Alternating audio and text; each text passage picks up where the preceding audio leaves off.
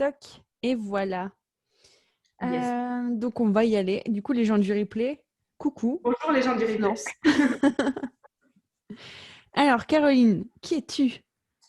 Ah, Qui ai-je l'honneur toujours cette d'accueillir? question-là. Alors, donc, je suis Caroline Verdier. Qui je suis? On va dire que professionnellement, je suis visible en tant que coach.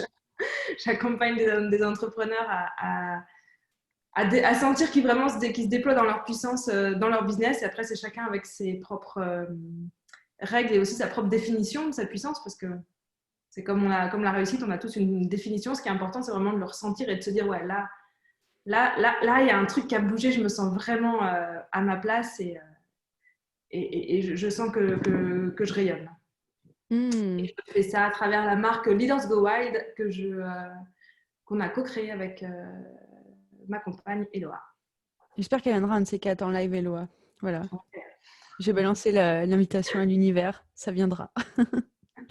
Alors, du coup, tu as dit professionnellement. Du coup, ça veut dire qu'il y a quelque chose que tu veux dire sur le plan personnel, n'est-ce pas?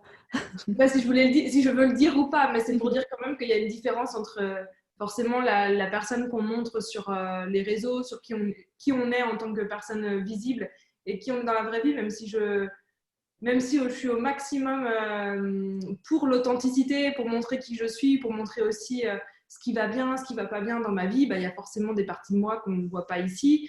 Ça se voit pas forcément sur les réseaux quand je suis déprimée parce que avec mes enfants ça se passe pas bien ou quand je dois me lever le matin. Et là, c'était vachement dur la reprise de se relever tous les matins et de prendre le bus et toutes mes réflexions sur ça me fait chier de porter le masque, est-ce que je mets le masque ou pas le masque. Et en fait, c'est tous ces trucs-là qui sont pas forcément visibles et ça fait quand même Hmm. partie de qui je suis. Mais voilà. Ok, je vois. Ok, c'est intéressant. Coucou Virginie. Salut. Ah oui, moi, je te préviens, je suis une twitcheuse, hein. Quand il y a des gens qui disent coucou, je leur réponds. Yes. Ok, c'est intéressant parce que je trouve qu'il y a toujours il y a toujours ce côté qui colle avec toi où tu as, enfin, peu importe comment tu parles, il y a toujours le côté ombre et le côté lumière. Donc, c'est trop cool. T'es toujours raccord. Ouais, alors ça, c'est vrai que je fais même pas, c'est même pas genre, je fais pas exprès.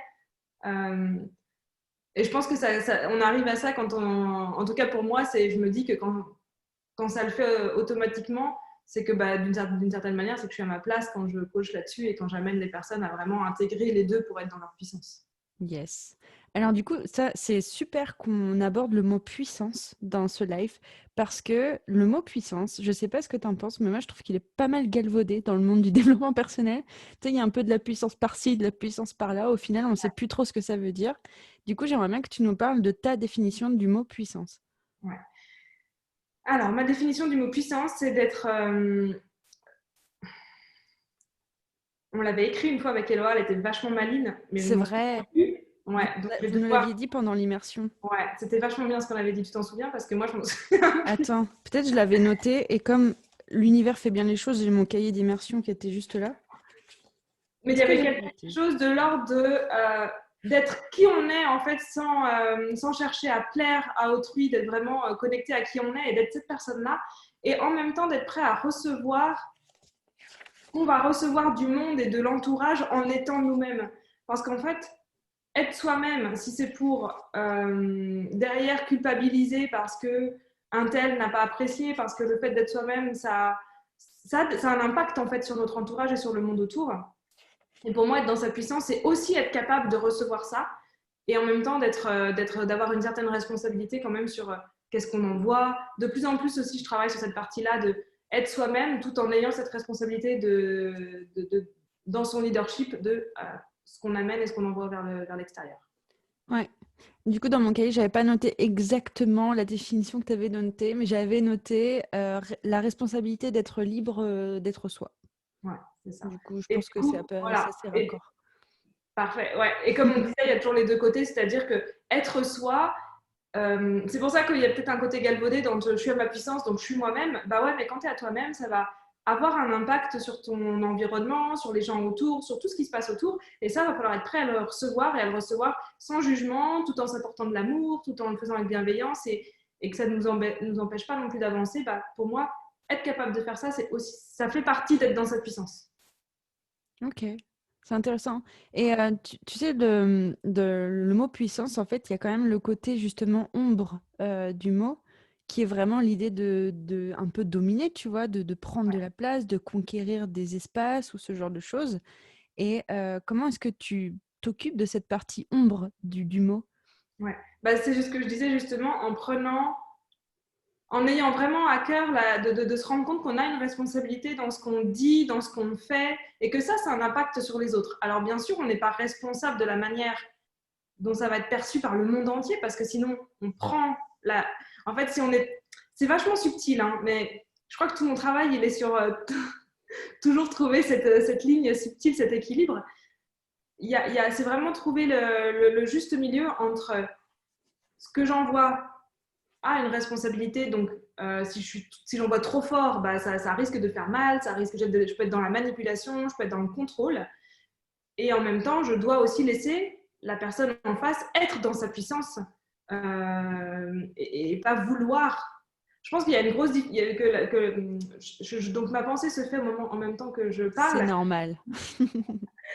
Euh, je pense qu'il y a une grosse partie qui est dans je suis responsable de ce que j'envoie, mais je lâche prise sur comment c'est reçu en fait.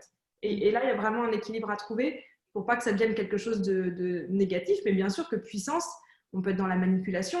Aujourd'hui, on voit à grande échelle, on peut voir des gouvernements qui ont beaucoup de puissance et du coup, qui a vraiment derrière puissance, il y a le mot pouvoir, et le mot pouvoir, on peut vraiment le voir de manière très négative et le recevoir de manière très négative. Yes. Et alors, du coup, c'est quoi, toi, dans ton entreprise à toi, parce que du coup, je vais pas te demander de parler du côté lumineux de la puissance de tout le monde, mais c'est quoi le côté lumineux de ton pouvoir à toi? Alors, le côté lumineux de mon pouvoir, c'est de pouvoir, c'est de, comment on appelle ça, c'est engager les gens, emmener les gens. En fait, il y a un côté, ça se voit dans ma communauté, des choses comme ça, où par exemple, moi, j'ai pas un marketing.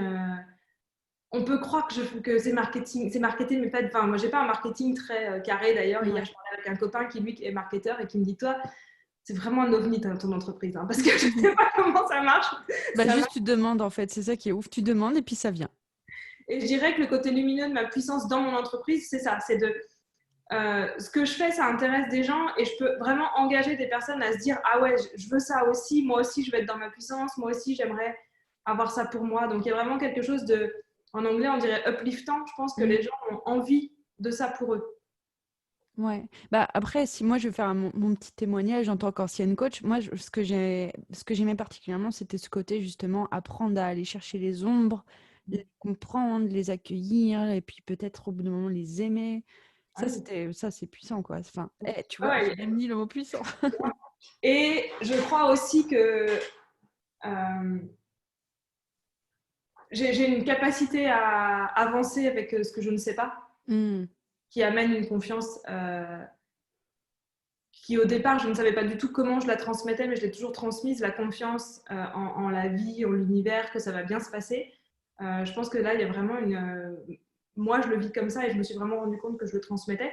Maintenant, on commence à déconstruire comment ça marche et en allant chercher, comme tu dis, en allant chercher les ombres, en les intégrant, en aimant ces parties de nous. Ça fait partie, en fait, de comment on obtient cette confiance-là.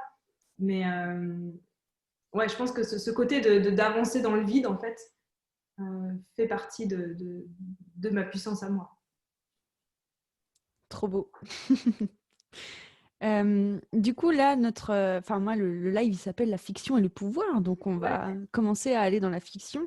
Du coup, c'est hyper intéressant ce que tu disais de cette idée d'apprendre à avoir confiance dans l'univers. Et moi, la première question que j'ai envie de te poser, c'est au final, dans la fiction, qui est-ce qui a commencé à t'apprendre à faire confiance à l'univers? Mais qui est-ce qui a commencé Disons que s'il y a quelqu'un qui l'a fait en entier, c'est cool, mais Ouais, ouais. Bah, là, quand tu me poses la question, c'est quand même Morgane qui revient en premier parce que c'est. Je sais pas si j'arriverai à mettre des mots sur pourquoi est-ce que c'est elle qui vient en premier en tête. Et peut-être que c'est pas quand j'étais ado en fait que ça s'est passé, mais c'est sur quelque chose de plus long, comme on en parlait après, en tant qu'adulte, quand on revient sur le passé, sur qu'est-ce qu'on aimait, ce qui s'est passé dans notre vie, les parallèles en fait entre tout ça. Je crois que c'est à ce moment-là, c'est plus quand je suis revenue sur mon parcours et tout ce que j'avais eu en lien avec Morgane, donc Morgane, la prêtresse des Dames du Lac dans la mythologie d'Avalon. Avalon.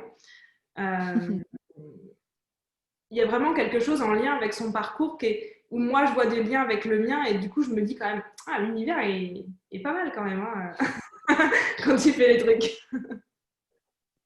Du coup, je veux bien que tu nous racontes ton histoire avec Morgane, si c'est OK pour toi. Ouais, bien sûr. Alors, pour moi, la première rencontre avec Morgane dont je me souviens, il y en avait peut-être avant, mais la première rencontre dont je me souviens, c'est les livres que ma mère m'a offerts quand j'étais ado. Je devais avoir peut-être une quinzaine d'années, qui sont les 2 livres des Dames du Lac. Donc, les Dames du Lac et les Brumes d'Avalon. Ouais, c'est ça. Bah oui, si, c'est bon. Les Brumes d'Avalon, c'est le deuxième. De Marion Zimmer Bradley. Voilà. Et alors, nous n'allons pas beaucoup parler de l'autrice car elle a... C'est pas ça qui m'intéresse. Elle a une vie perso qui est, ma foi, fort doutable. On va pas rentrer là-dedans. C'est ça, on s'en lave les mains. Nous, on parle que de la fiction, ok? Voilà. Non, moi, ce qui m'a intéressée dans ce livre, c'est vraiment la place des femmes, en fait, et le pouvoir et la puissance des femmes dans cette légende-là. Je sais que moi, personnellement, j'ai toujours kiffé être une femme et je trouve ça trop bien. Et j'ai toujours trouvé qu'en tant que femme, j'avais beaucoup de puissance et même maintenant, je sais qu'on peut être équivalent avec les hommes, mais avant, je pensais que j'étais plus puissante. Donc, moi, j'ai jamais eu tu sais, je sais qu'il y a des femmes qui se disaient, bah, si j'avais été un homme, j'aurais pu faire ça et ça. Pour moi, ça n'a jamais été comme ça. Et déjà, là, avec ce bouquin-là, je me disais, elles sont hyper puissantes, en fait, ces meufs, de ce qu'elles peuvent faire. Et du coup, moi, j'ai vraiment raisonné avec ça.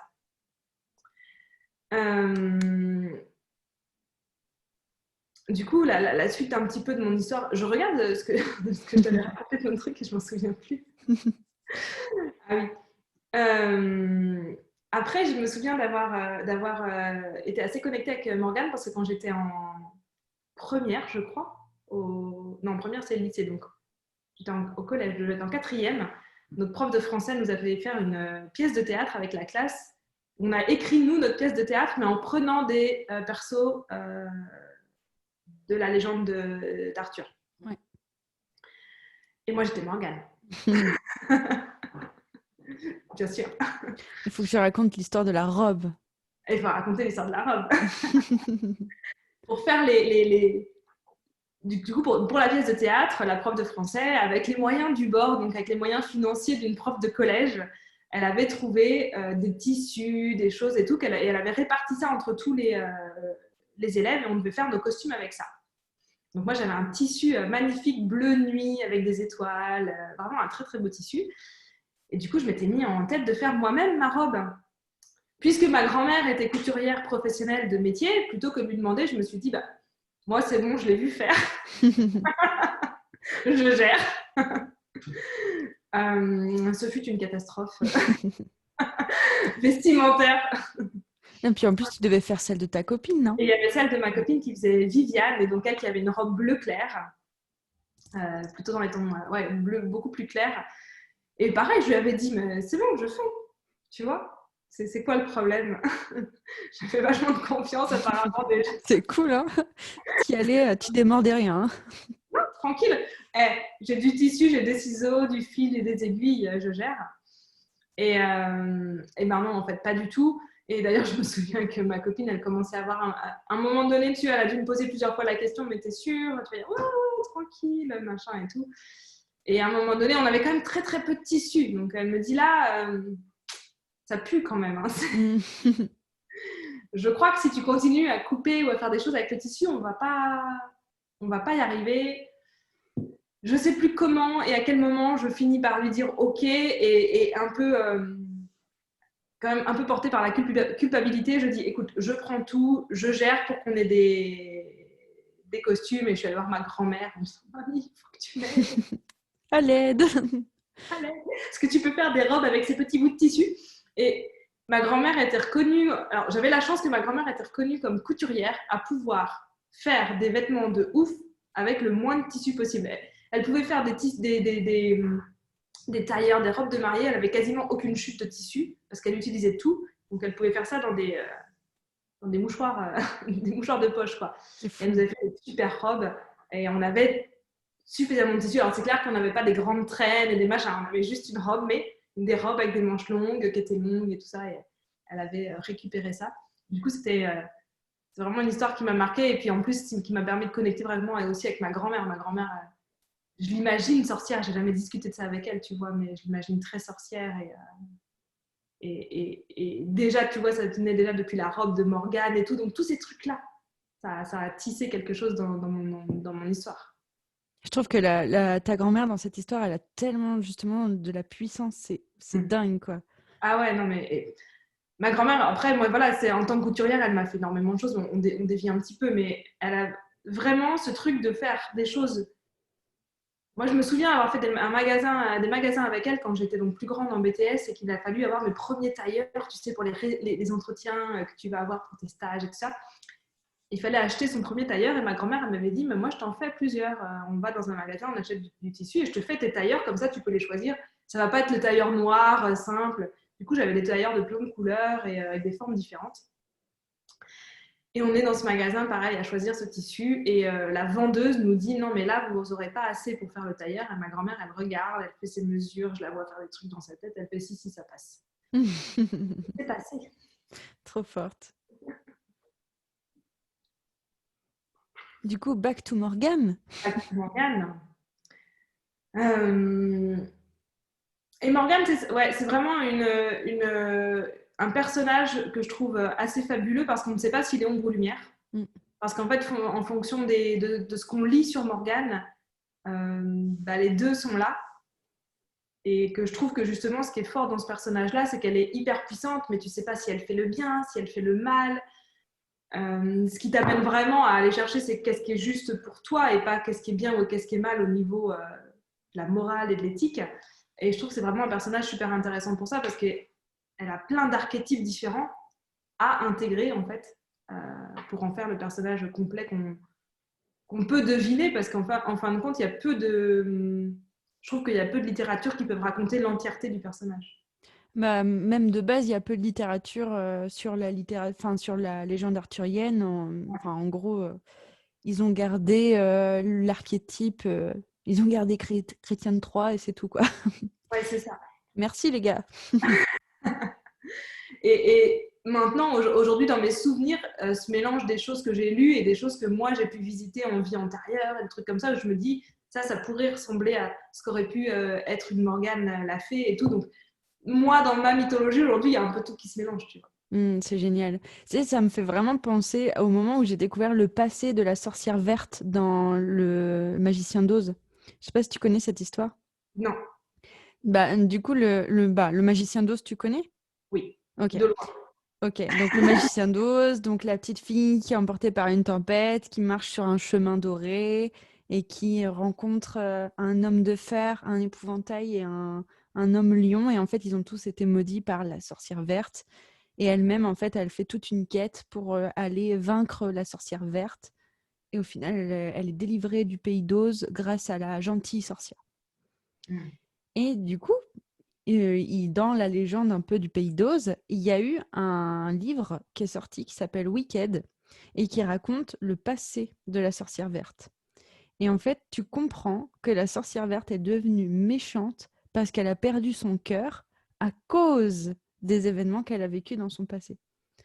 Et du coup, quand tu termines Wicked, tu as tellement d'empathie pour elle que tu n'arrives plus à la ranger dans une case genre toute noire, c'est toute sa faute et du coup, c'est vraiment la méchante quoi. Non, non, c'est vraiment, tu te dis, ouah, c'est horrible ce qui lui est arrivé quoi. Mais j'adore ces héros, moi, qui sont à la base les méchants, puis qu'en fait, en fin de compte, tu trouves quelque chose. Tu sais, il y a le film aussi de Joker, qui est Joker, Mm. c'est censé être le méchant, et puis quand tu vas voir le film, tu sais pas trop. Enfin, j'aime vraiment beaucoup ces personnages-là où c'est difficile d'avoir un avis tranché parce qu'en fait, ils sont aussi ombre que lumière. C'est ça. Du coup, c'est rigolo parce que là, avant de partir en live, tu m'as parlé un peu des plusieurs archétypes dont on va parler là. Et donc là, c'est l'archétype où Caroline nous explique pourquoi elle aime tant les ombres et les lumières. Je Et, t'ai parlé de qui? et maintenant, nous allons parler de, est-ce qu'il y a quelque chose que tu as envie de rajouter sur Morgane déjà avant qu'on passe à autre chose? Non, je crois que c'est bon. Ok. Donc ça, c'est l'archétype, ce que Caroline aime comme ombre et lumière dans la fiction. Maintenant, nous allons passer à l'archétype de Pernel dans du coup une série de bouquins de littérature jeunesse qui s'appelle L'Alchimiste. Ouais. Je crois qu'il y a au moins 6 ou 7 bouquins. Je les ai pas tous lus encore. Ouais, non, moi non plus. J'ai pas... Là, il faut que j'aille récupérer les premiers tomes chez mes parents parce que quand on en a reparlé, je me suis dit, putain, j'ai trop envie de les relire. Ouais, moi, je dois être au tome 4 ou quelque chose, Mm. 4, je sais pas. Mais en effet, ouais, il y a Pernelle Flamel, donc, qui est la femme de Nicolas Flamel dans la vraie vie, a priori, C'est ça. mais qui a enfin une place, parce que c'est pareil, hein, pour trouver des choses sur Pernelle Flamel, bah, faut se lever de bonne heure. Hein. C'est C'est ça. hyper dur dans la littérature de trouver des choses sur elle, sur son personnage. Alors là, on est bien sûr sur des romans, on va dire, jeunesse, et c'est romancé, et donc évidemment, c'est pas des faits historiques, tu vois. Mm. Mais moi, ça m'a vachement parlé, en fait, ce personnage-là dans ces histoires-là, c'est vraiment un personnage qui m'a énormément parlé. Si bien qu'au départ, moi, je voyais que le côté lumière, tu vois. Ouais. Genre, ah bon, Pernelle, elle a des ombres? Faut pas déconner non plus. Non, elle est trop bien comme meuf. Mm, mm. Donc, quand j'ai lu ces bouquins-là, moi, ça m'a vraiment reconnecté à ce qu'on peut avoir nous en tant que... Alors, nous, les humains de manière générale, et après, moi, je me reconnais personnellement aussi là-dedans, mais cette puissance qu'on a de l'esprit, cette puissance de la visualisation, et tout ce qu'on peut faire grâce à la visualisation, qu'on va appeler la magie, parce que là, dans le bouquin, on va parler des énergies, on parle des choses comme ça, mais en fin de compte, c'est une puissance qu'on a, nous, avec notre esprit, juste en visualisant. Et ça m'a vraiment reconnecté à ça. Je me suis dit, ah ouais, on peut faire quand même des trucs de fou, quoi, avec ça. Et, et, et, et des trucs de fou qui n'ont rien à voir. Tu veux l'histoire en ce moment? Attention, spoiler alert, ça va pas être blâme. Ici, avant, j'avais un poil. Mm. Et j'ai bossé en visualisation à faire comme si je faisais du laser dessus. Ah ouais, d'accord. Ok. Mm. Tu vois. Et en fait, c'est juste pour dire que la puissance de la visualisation, on peut l'utiliser sur des petites choses au quotidien pour nous. Mais vraiment, moi, lire ce bouquin-là, ça m'a reconnecté à ça. Ça m'a vraiment reconnecté à cette magie-là, qui est une magie qui n'a pas besoin d'être apprise. Moi, franchement, je suis pas une meuf qui apprend des trucs, qui est dans les bouquins, là, apprendre des choses et tout. Moi, j'essaye des choses et on verra bien ce que ça donne. Alors, des fois, hein, on s'arrête, mais j'ai plus le côté j'expérimente, on verra bien. Mm, mm. Et c'est ce que moi j'ai trouvé qu'elle avait dans ce personnage-là, Pernelle. Alors que Nicolas est Très carré. très carré, il fait des recettes, et c'est Relou. Bah, enfin, moi, je me souviens que à l'époque où je l'avais lu pour la première fois, le bouquin, en gros, les héros, c'est des jumeaux, des faux jumeaux avec un garçon et une fille. Et à un moment, le garçon, il trahit les gentils. Et je me souviens qu'au moment où il trahit, moi, j'avais pensé, oh, bah, c'est la faute de Nicolas, c'est trop un connard. Mais ouais, du coup, pour la petite histoire, ce qui est intéressant à voir, c'est qu'il y a vraiment cette idée du couple Nicolas-Pernelle, où en gros, Nicolas, c'est vraiment la magie, mais via la science. Du ouais, coup, parce que l'alchimie, c'est vraiment, voilà, on fait des recettes, on fait des dosages, on calcule, du coup, il est très sec avec les enfants, il fait un apprentissage très carré, très poussif, hein, ouais, ouais, hein. on Et peut le puis dire. tout d'un coup, les enfants, ils découvrent Pernelle, et Pernelle, elle est là, genre, alors salut, je vais vous apprendre comment kiffer, en fait. Genre, Ouais, vraiment, je vais vous apprendre comment est-ce qu'on fait de la magie, mais avec l'imagination. ouais, c'est ça. C'est vraiment ce truc-là où je dis qu'on a une puissance de ouf en fait dans notre esprit Mm. grâce à l'imagination. C'est ça. Et du coup, ça me fait penser à une autre série de bouquins de littérature jeunesse, du coup, parce que le thème de la magie via l'imagination, c'est quelque chose qui m'a toujours fascinée. Et moi, mon auteur préféré, c'est Pierre Bottero. Et il a écrit une saga qui s'appelle La quête des Willan. Et Ewilan, justement, son pouvoir s'appelle l'imagination avec un grand I. Et Mm. en fait, à chaque fois qu'elle imagine quelque chose dans sa tête, ça se matérialise dans la vraie vie. Et pour moi, Pernelle, c'est vraiment ça, tu vois. C'est ça. Mm. Et Pernel, en plus, dans ce bouquin-là, il lui donne une place hyper intéressante parce que les méchants, ils ont vraiment peur d'elle, en fait. Ouais. Quasiment plus que de Nicolas, qui pourtant. Donc, après, voilà, c'est romancé, c'est ce que je dis, on prend ce qu'on veut en prendre, mais euh, cette magie-là de l'imagination, en fin de compte, elle fait quasiment plus peur. Elle a vraiment une puissance hyper impressionnante que même, qui est reconnue, en fait, dans le bouquin par aussi bien les gentils que les méchants. C'est ça, exactement. Et c'est ça la puissance de Pernelle, du coup. Mm. Et pour moi, c'est vraiment l'idée qu'elle a tellement accepté son côté perché, parce que Pernelle, c'est quand même la seule où justement le garçon, il trahit. Ils sont tous là en train de faire « Oh mon Dieu, oh mon Dieu, oh mon Dieu !» Et Pernelle, elle dit « Faites confiance. » Moi, ça m'avait halluciné. Elle était là genre « Faites confiance, vous inquiétez pas, ça va bien se passer. » Et du coup, c'est vraiment cette idée que cette meuf, elle a vraiment masterisé la puissance de la confiance. Ouais. Ah, c'est peut-être ça aussi qui me plaît alors chez elle. Moi, je te propose, après tu dis. Mais, mais ouais, non, c'est clair, c'est clair. Et je trouve que. Et pareil, hein, c'est encore une fois, c'est aussi, comme tu disais, hein, au niveau ombre et lumière, c'est un personnage où il y a des moments, elle va t'énerver, il y a des moments, tu sais pas trop pourquoi elle fait les choses. C'est vraiment les personnages complexes que je trouve hyper. Après, normalement, dans la littérature, les héros de littérature sont des personnages complexes, mais vraiment dans ce côté ombre et lumière, et en plus avec de la magie, il y a Ah tout. bah oui, évidemment. Yes. Et du coup, pour moi, Pernelle, elle parle justement de l'archétype, pareil, qu'on retrouve beaucoup chez toi, qui est justement cet archétype de, comment dire, il n'y a pas besoin, tu vois, d'agir, de planifier. En fait, juste, on fait confiance et ça va se passer de manière juste. Ouais, ouais, il y a vraiment, il y a vraiment de ça. Et oui, il y a cette confiance et il y a aussi ce côté, comment dire, elle a quand même une résilience aussi très intéressante parce qu'elle passe par des moments hyper difficiles. Mm. Et oui, comme tu dis, c'est que bah, non, c'est bon, ça va le faire en fait. On va y arriver. Donc ouais, je suis d'accord avec toi. C'est vraiment pour ça, ça fait partie des personnages. Mais je l'ai découverte il n'y a pas très longtemps en fin de compte, mais c'est un des personnages de fiction qui me plaît beaucoup. Mm.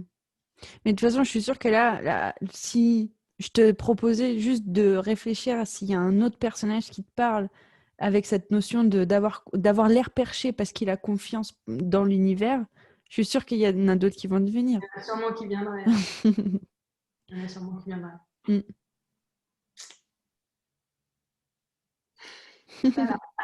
Voilà. Voilà. Bah oui, parce que c'est au moment où on en aurait besoin, donc ça vient plus. Ah ouais, donc non.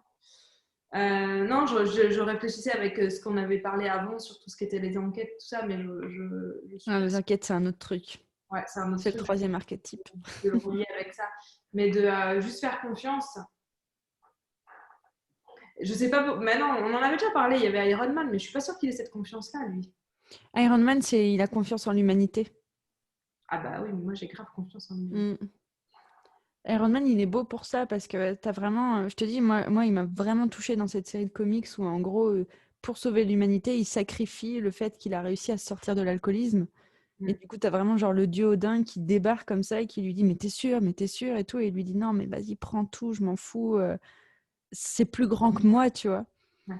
Et du coup, il y a vraiment ouais, ce côté, Je sais pas si tu as fait l'atelier héritage déjà ou pas. pas Euh, encore. tu peux aller le faire. Ouais. Quand moi je l'ai fait pour moi, ça a été vraiment ce truc-là qui est ressorti, c'était ce côté mais putain, les gens aimaient l'humanité. Mm. Et si, c'est beau l'humanité, tu vois, il y a vraiment ce truc-là qui est ressorti dans quelque chose que je voulais transmettre. Alors, bien sûr, c'est pas la baseline de mes, c'est pas la promesse ou la baseline de mes coachings, parce que je suis pas sûre que les gens payent pour ça d'ailleurs. Mais en fin de compte, je pense que ça fait partie des choses qui me touchent chez lui là-dedans. Yes. Ah, je suis contente qu'on parle d'Iron Man quand même. Parce que je me suis dit, si on fait tout le live sans évoquer Iron Man, ça me rendrait triste. C'est pas possible. Ça m'avait tellement plu de. Bah, alors, du coup, je ne sais pas si c'est C'est quand est-ce pas que encore c'est. sorti, mais quand ce Ouais. sera. Non, je pense que je ferai ça plutôt début octobre. Ok. Eh bien, vous, les gens ici, vous avez l'info en direct live qu'au début octobre, il y a une super interview qui sort où on vous explique comment mener votre business comme un super-héros. Ouais, ouais, ça va c'est top. Et puis du coup, on a creusé justement dans les super-héros et tout ça. Et oui, on a parlé d'Iron Man parce que moi, c'est. En plus, Iron Man, c'est un humain, il a une histoire d'amour. Enfin, il y a tout ça en fait que moi j'aime et où je me reconnais moins dans des super-héros du style Captain America qui au départ je trouve très lisse. Alors ils les font évoluer et tout ça, mais au départ c'est un super-héros qui est assez lisse pour moi. Mm, mm. Et Donc, je puis trouve ouais, que- pareil, très dans les codes.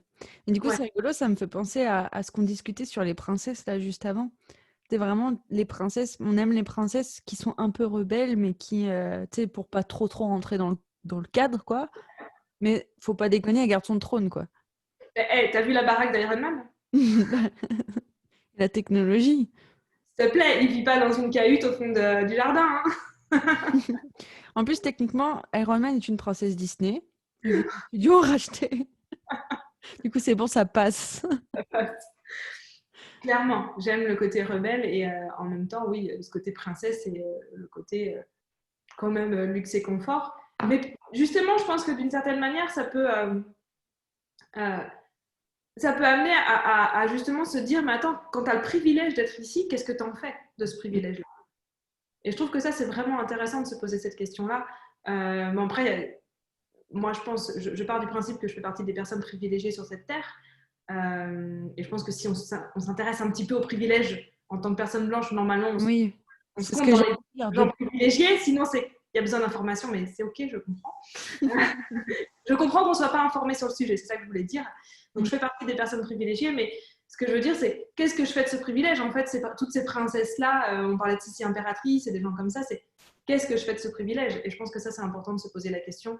Nous, aujourd'hui, même si on n'est pas impératrice ou princesse, parce qu'on fait partie des privilégiés. Et alors, est-ce que ça relève de ta vie perso, ça, ou qu'est-ce que tu fais de ton privilège? C'est une question que je peux te poser ou. Oui, oui, bah, qu'est-ce que je fais de mon privilège?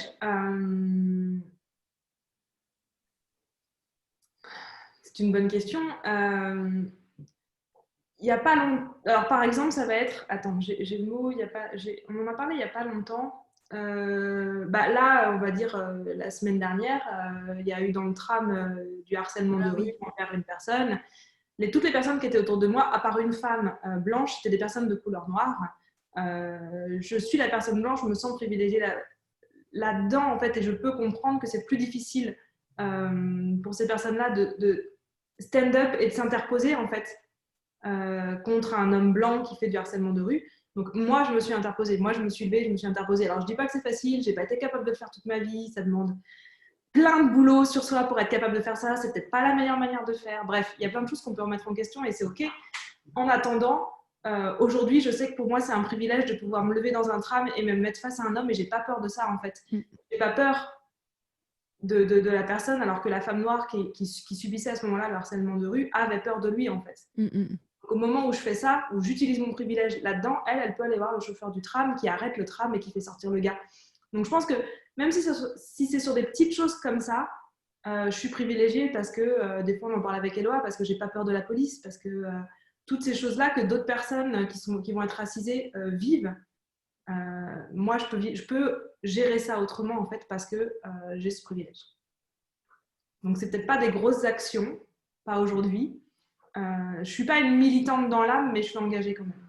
Bah, je trouve que franchement, le parallèle avec Princesse Sissi, il est quand même ouf parce que c'est ce qu'elle fait en fait. C'est-à-dire qu'elle renonce jamais à être impératrice. En attendant, elle fait bouger des petits trucs dans le palais. Et c'est ça qui a des impacts dans le pays en fait. Mais elle renonce jamais à son statut ou à aller militer sur Tempête, comme ça dans le... Et d'ailleurs, dans le dessin animé, parce que je sais pas si tu parles du dessin animé ou du film. Moi j'ai regardé plutôt les films quand j'étais gamine, j'étais plus Ok. film que dessin animé. parce que du coup, il y a eu un super dessin animé sur Princesse Sissi. Et si tu veux, ses parents, dans le dessin animé, ont justement des relations avec des militants hongrois. Et en fait, elle est toujours en super bon terme avec les militants hongrois, mais tu sais, elle va jamais quitter son destin à elle pour aller rejoindre la révolte hongroise, tu vois. Mais et puis en fait, on a besoin de tout le monde en fait. Mm. Il y a besoin des gens qui sont militants et comme ça, et il y a des besoins de quelqu'un comme l'impératrice Sissi qui a sa place en tant que privilégiée et qui peut faire bouger d'autres choses à un autre niveau. Donc, Yes, ouais, je veux bien être impératrice. ça marche. C'est bon, je prends. Donc voilà, c'est ça que je dis dans ce côté privilège, c'est-à-dire que je ne suis pas dans une action massive par rapport à ça, mais de plus en plus, mais ça passe par de l'information, ça passe par oui, de la formation. Je veux dire, tu m'aurais posé cette question il y a 10 ans, j'aurais même pas compris ce que c'était être privilégié en tant que moi, tu vois. Ouais. Donc c'est des choses qui se mettent en place et aujourd'hui, ça va être des actions plutôt ponctuelles et plutôt individuelles. Mais comme dans mes intentions à long terme, il y a de coacher ou de guider ou de faire des tirages de cartes pour des présidents et des gens comme ça, d'une certaine manière, c'est une manière détournée que j'aurai un jour d'utiliser mon privilège. Cool. C'est fou, là, je viens de te dire un truc, je le savais pas du tout. J'apprends des choses. Ça fait partie des intentions que j'ai posées quasiment au début quand je me suis lancée, de coacher des gens comme coacher ou accompagner, je sais pas, ce serait peut-être pas coacher parce que pareil, je me définis pas spécialement en tant que coach. Et je sais que ça peut passer par ce côté de spiritualité, de tirage de cartes et de choses comme ça. Et je m'étais dit que au départ, je l'acceptais pas très bien parce que je me disais que c'était une question d'ego, en fait, de pouvoir accompagner des gens de pouvoir, et que c'était une question d'ego. Mais plus j'avance, même si je le fais pas aujourd'hui, ça reste un truc qui est comme ça dans mon esprit et qui je sais pourra arriver un jour.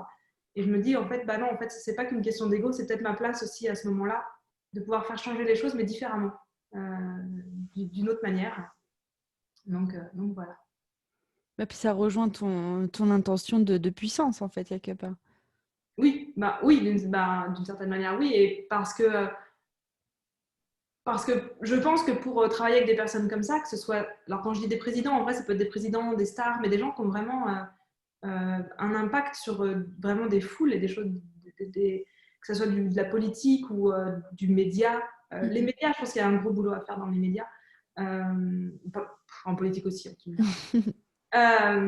diras. Les médias sont un endroit qui m'intéresse en tout cas, donc les stars, les acteurs et tout ça. Je pense que pour arriver à travailler avec des gens comme ça, moi j'ai besoin d'être hyper droite en fait dans mes baskets, dans ma puissance et hyper alignée avec qui je suis parce que ça demande tout ce côté de pas se remettre en compte, de pas se remettre en cause face à l'autorité, face au pouvoir, face à des gens qui ont réussi et tout ça. Et ça, c'est tout le chemin que je fais de plus en plus. Ne pas gober tout le discours d'Arthur, même s'il dit qu'il est envoyé par Dieu. C'est ça. Yes. Tu peux si tu as besoin de punchline comme ça, là, t'hésites pas, tu m'appelles. Cool. Alors, je voulais qu'on parle un peu des enquêtes Ouais. avant de passer à ce que tu fais de tout ça, de toute cette fiction dans ton entreprise. Est-ce que tu peux nous parler de ton goût pour les enquêtes, de ton goût pour les thrillers, les policiers, tout ça? Il a commencé, je disais juste avant, il y a très longtemps avec la fameuse bibliothèque verte et le club des 5. Donc, c'était les bouquins de ma maman à l'époque que je récupérais et que je lisais. Donc, déjà des bouquins d'enquête et d'aventure. Après, il y a le clan des 7 en bibliothèque rose. Après, j'ai fait tous les Agatha Christie quand j'étais au collège. Et puis après, c'est passé par les thrillers, les Harlan Coben, etc. etc. Je jouais au Cluedo. Il y a vraiment ce côté enquête, ce côté trouver des indices et avancer sur quelque chose. En fait, ce qui me plaît vraiment là-dedans, c'est quand je commence le bouquin, je ne sais pas. Alors, lire un bouquin et se douter déjà de la fin, c'est le truc le plus chiant du monde. Hein. Tu laisses tomber. Allez hop. Non, mais franchement, il n'y a aucun intérêt. Moi, j'aime quand le bouquin, à la fin, il m'amène un truc que je n'avais pas vu, quoi. Qu'il y a un retournement de situation, mais qui est vraiment bien ficelé. Il faut faire ça bien, les gars. Et vraiment, tout ce travail d'indices pour comprendre de plus en plus la personne. Puis il y a toute la psychologie des personnages, en fait, parce que c'est hyper intéressant. Il y a un moment donné quand j'avais 18 ans et que je devais choisir ce que je voulais faire, il y a un moment donné, j'hésitais entre médecin légiste, détective ou les personnes, je ne sais plus le nom, ceux qui font la psychologie des criminels. Ah oui, Mindhunter, en anglais, c'était. Ouais, ou Ah, profiler aussi. oui, les profilers, ouais. Ouais, c'est ça. Tous Mm. ces trucs-là, ça m'intéressait vraiment énormément, en fait, parce que euh, c'est comprendre aussi comment fonctionne l'être humain pour en arriver à ce qu'ils font eux. Et en même temps, je me disais, médecin légiste, je trouvais ça hyper intéressant parce que tu fais que ramasser des preuves et Mm. des indices pour comprendre ce qui s'est passé et que personne ne sait. On en parlait juste avant, ce qui est caché, et mettre en lumière ce qui est caché, c'est quelque chose qui me porte depuis longtemps. Alors, je ne mettais pas ces mots-là dessus quand j'étais gamine, bien sûr, mais je crois que toutes ces enquêtes, donc les Hercule Poirot, il y avait Miss Marple aussi dans Agatha Christie, je ne me souviens pas des noms de tous les autres, mais dans Harlan Coben aussi, c'est toujours le même gars, mais j'ai plus son nom aussi. C'est un inspecteur que. Oui, bah, il a un nom écossais bizarre. Voilà. Mais c'est le même qui revient aussi. J'aime bien quand même ces bouquins où il y a le même Oui. enquêteur qui revient. Un qui est magnifique, et alors là, qui mélange spiritualité et police et tout, c'est Les blessures du silence de Natacha Calestrémé. Il est juste magique ce bouquin aussi à lire. Ah, Et pareil, c'est pas le plus connu. non, parce qu'en fait, c'est une auteure très récente. Il est très récent ce bouquin. Elle a écrit 2-3 bouquins, je pense, avec le même personnage. Donc pareil, tu vois, un flic un peu cassé, hyper intéressant, beaucoup d'ombre en fait là-dedans. Et le dernier bouquin qu'elle a écrit, qui s'appelle Les blessures du silence, elle l'a écrit pour toutes les personnes qui peuvent souffrir d'une relation avec un pervers narcissique et Mhm. qui pourraient, à travers ce bouquin, qui n'est pas un bouquin casse-toi de ta relation avec un pervers narcissique, donc que tu peux offrir à n'importe qui et qui peut passer un message caché, donc à travers un thriller, de comment tu peux te libérer d'une relation avec emprise. Et en plus, elle en parle de manière spirituelle, où elle parle de comment une relation d'emprise a un lien avec ton âme et qu'est-ce qu'il y a à faire au niveau énergétique à ce niveau-là. Ah, c'est fou. C'est un super bouquin. Ah, ça a l'air chouette. Il est ouf. Je regarderai le live juste pour choper la référence. Yes, c'est génial. Du coup, c'est bon, c'est parfait, c'est parfait. Mon déroulé est parfait. Parce que du coup, on a parlé ombre et lumière, on a parlé du coup le pouvoir de l'imagination, le pouvoir de la confiance, et on a parlé de révéler ce qui est caché. Est-ce que ces 3 archétypes sont des archétypes dont tu te sers dans ton entreprise, Caroline? Un tout petit peu, je pense qu'en gros, c'est les 3 gros piliers de ce que je transmets, enfin, de tout ce qu'on transmet ensemble avec Eloi, mais Mm. c'est en effet, ouais, c'est les 3 gros piliers qui supportent en fait tout le travail qu'on fait. Ben, déjà, il y a l'intégration des ombres. Et l'intégration des ombres, à quoi elle sert? Elle sert à révéler la lumière d'une certaine façon. Parce qu'en fait, une fois qu'on les intègre, on peut vraiment être dans notre puissance. Donc, il y a cette partie-là. Le pouvoir de l'imagination, moi j'adore les visualisations, j'adore utiliser ça. Tu vois, je pense que tu te souviens des visualisations où on va voir nos émotions et ce qu'elles viennent nous dire et comment on utilise ça. Qu'on les met en personnage. Qu'on les met en personnage pour leur parler et Mm. voir ce qu'elles ont à nous dire et comment elles sont en fait bienveillantes avec nous. Ça, c'est un truc, voilà, le pouvoir de la visualisation, c'est un truc que j'utilise vraiment beaucoup. Et révéler ce qui est caché, bah, c'est toute la partie des blocages inconscients et d'avancer dans ce qu'on ne sait pas, là, d'avancer dans l'inconnu. Donc, clairement, c'est vraiment ça qui fait l'essence, en fin de compte, de ce que je mets dans mon entreprise aujourd'hui. Et Et puis, alors, comment ça se traduit en termes d'offres là, si tout le monde est en train de se dire waouh, j'ai trop envie d'aller faire mes ombres, j'ai trop envie de faire confiance à mon inconnu, tout ça. alors, ça se traduit en termes d'accompagnement. On a des offres différentes, mais bah, là, vendredi matin à 11h, donc pour ceux qui voient le live ou le replay très vite, mais on fait régulièrement des lives. Donc, ce vendredi-là, on a vraiment un live très précis où ce sera une conférence atelier parce qu'on va mettre plein d'exercices et de passages à l'action pendant cette conférence-là. Donc, c'est plutôt une conférence atelier où on va vraiment parler des 3 gros piliers de notre accompagnement qui est donc intégrer les ombres, plonger au cœur de soi, faire le travail énergétique de confiance et tout à l'univers, et la partie assumer sa spiritualité et comment est-ce qu'on l'utilise en fait dans son entreprise aussi ou dans sa vie de tous les jours pour aller chercher la résilience, l'authenticité, la vulnérabilité, etc., etc. Donc ça, c'est pour vendredi matin, pour ceux qui nous voient en live. Mais sinon, ça se traduit dans à peu près toutes les offres qu'on fait. Donc, il faut, il faut... Suivez-moi sur Instagram, je change toujours de... Je n'ai pas d'offre signature. Donc, un site. Déjà, on peut te retrouver sur un site. Ouais, on a le Go site Wild. Leaders Go Wild. Il y a un questionnaire, je suis en train de le refaire, mais il va être encore mieux bientôt, le questionnaire de quel leader es-tu, donc quel wild leader es-tu. Et puis après, il y a toute la partie sur l'oracle aussi que j'ai créé, mais qui, en fait, tout est lié puisque tout ce qu'on crée, on le fait à partir de nous, donc dans notre entreprise. Donc tout ça est supporté par ces 3 piliers. Yes. Alors du coup, pour ceux qui nous regardent en live, là, c'est le moment de taper vos questions si vous avez des questions. Et pendant ça, je vais poser une grosse question à Caroline, comme ça, elle va beaucoup parler, donc vous pouvez poser vos questions. Allez-y. Du coup, moi, Caroline, ce que je voulais te demander, c'est pourquoi tout ça, ça se catalyse dans le domaine de l'entreprise. Parce que du coup, là, on a beaucoup parlé de la fiction, des archétypes qui ressortent et tout. Et la seule chose qu'on n'a pas abordée, c'est qu'est-ce qui fait que ça que ça vraiment ça vient dans un entonnoir qui arrive sur le domaine de l'entreprise. Tu dis pour moi ou pour Pour toi, pas pour ton entreprise, pour Leaders Go Wild. Ok. Bah alors, pour moi, la première réponse évidente, c'est que je ne conçois pas le fait de faire une entreprise qui ne me ressemble pas, qui ne me correspond pas, où je ne peux pas être 100% moi-même. Donc, à partir de ce postulat-là, ce serait difficile de faire autrement. Donc ça, c'est vraiment, je pense, la première chose. Après, on est 2 dans Leaders Go Wild, donc évidemment qu'il y a nos 2 énergies qui viennent créer tout ce qu'on crée dans Leaders Go Wild. Maintenant, parce qu'on se connaît bien et qu'on n'est pas ensemble par hasard, bah, du coup, bah, c'est quand même à peu près les mêmes piliers qui sont supportés par nos énergies, seulement peut-être de manière différente parce qu'on est 2 personnes différentes avec 2 vécus différents. Mais je dirais que ce qui fait vraiment que ça arrive dans notre entreprise, c'est ça.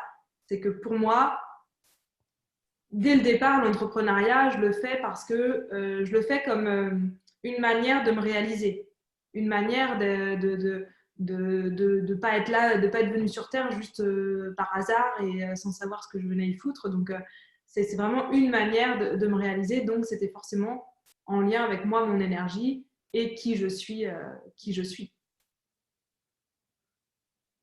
Yes, voilà. Donc, est-ce que tu as des offres qui peuvent parler quand même à des gens qui sont pas, comment dire, en train de créer une entreprise? Qui ne sont pas entrepreneurs. Alors, dans Leaders Go Wild, on a ce que je te parlais tout à l'heure, l'atelier héritage. Ça ne s'adresse pas que aux entrepreneurs parce qu'il s'adresse à l'atelier héritage. C'est un atelier qui est en ligne, qui est déjà enregistré, qui a une visualisation à l'intérieur qui est très très puissante. Mais je n'en dirai pas plus, Céline, elle ne l'a pas encore fait. Le pire, c'est que je sais qu'elle est puissante et c'est pour ça que j'y suis pas encore allée, tu vois. Parce que je sais que je vais pleurer, donc.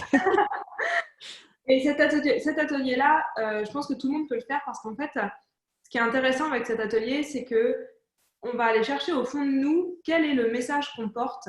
Et le message qu'on porte, on en a chacun un et on n'a pas besoin d'être entrepreneur pour le diffuser. On a juste besoin d'être en relation avec des gens et bah, spoiler alert, ça arrive à tout le monde.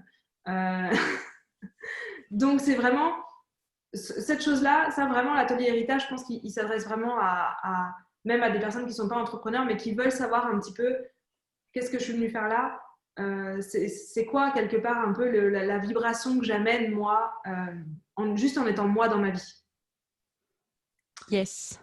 Donc, voilà, et super. Je pense qu'on pourrait amener l'oracle aussi sur ouais, l'oracle, c'est pour les personnes qui ne sont pas entrepreneurs, mais l'oracle, de nouveau, c'est un... Enfin, qu'on refasse un... On refera un live exprès sur l'oracle. Mais il y a tellement de trucs à dire que voilà. Et pour le moment, déjà, moi, ce que je veux vous conseiller, c'est d'aller sur la chaîne YouTube de Leaders. Alors, c'est Leaders Go Wild, la chaîne YouTube Leaders Go Wild. Ouais, c'est Leaders Go Wild. Ok, et parce que du coup, déjà, rien que sur la chaîne YouTube et tous les lives que vous faites le vendredi matin, déjà de base, Il y a du contenu, voilà, Il y a pas tu peux mal y de choses aller. à faire et puis on partage un peu de tout. Il y a des visualisations, il y a Mm. des rappels, il y a des tirages de cartes, il y a les lives du vendredi matin qui sont des sujets d'entrepreneuriat, mais je pense que Ouais, franchement, c'est, ouais, c'est assez on est, large, hein. ouais, en fait, on n'est pas business coach. Ouais. On est coach pour entrepreneurs, mais on n'est Mm. pas business coach. Donc, c'est-à-dire que tout ce qu'on fait pourrait et peut très bien être utile à des personnes qui ne sont pas entrepreneurs. Simplement, nous, on a choisi de travailler avec des entrepreneurs pour plein d'autres raisons, mais on n'est pas business coach dans le sens où on n'amène pas une stratégie, une méthode. Nous, on travaille sur la personne. Yes. Ah, ça y est, j'ai eu ce que je voulais. C'était un peu ça que je voulais entendre et que je Ok. voulais que... Parce que oui, il y a vraiment cette idée de... Enfin, moi, personnellement, je suis rentrée dans un coaching avec toi en me disant que j'avais besoin d'un business coach. Et je suis sortie de l'accompagnement en me disant, purée, je suis tellement contente d'avoir eu tout sauf ça. Ouais, c'est pas du tout. Après, ça peut arriver à certains moments dans sa vie où on se dit, bah, j'ai besoin de quelqu'un qui me Mm. dit, je fais ça, je fais ça, je fais ça. Bon, moi, ça m'arrive pas souvent, hein, mais ça peut arriver. C'est pas grave. Mais nous, voilà, Mm. c'est pas ça qu'on fait. Simplement, on a décidé de travailler avec des personnes qui sont dans l'entrepreneuriat ou en tout cas qui ont une partie dans leur vie qui est dans l'entrepreneuriat, freelance ou des choses comme ça. Mais on travaille vraiment avec la personne et pour la personne. Ouais, c'est ça. Yes. Alors, y a-t-il des questions? C'est Non. tellement clair tout ce qu'on a dit. Bah non, c'est ça. Mais tu sais, ça arrive très souvent, hein. Moi, la plupart des lives que je fais sur ce groupe, les gens, même les gens du replay, ils écrivent merci beaucoup.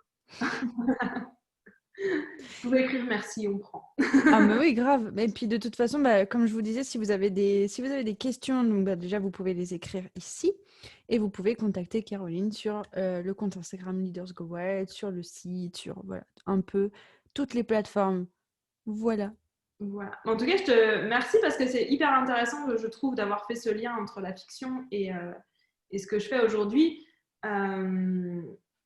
Je ne sais pas si c'est ça que toi tu fais et que tu aides les gens à faire, mais si c'est ça, allez-y.